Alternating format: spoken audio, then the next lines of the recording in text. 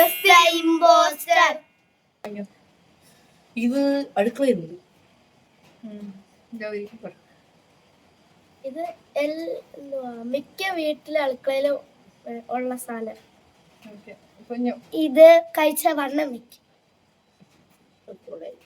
ഇത് സോഫ്റ്റ്.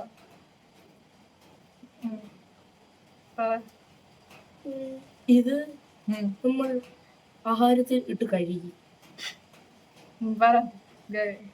ഇത് മിക്കവർക്കും ഇഷ്ടമാണ്.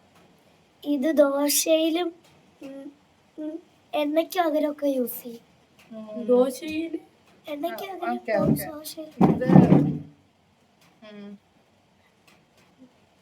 പശുവായിട്ട് റിലേറ്റഡ്. ഇമ്പോസ്റ്റർ ഗസ് ചെയ്യാൻ കണ്ണനൂടെ ഉള്ളൂ. നീയും കൂടി ഉള്ളൂ.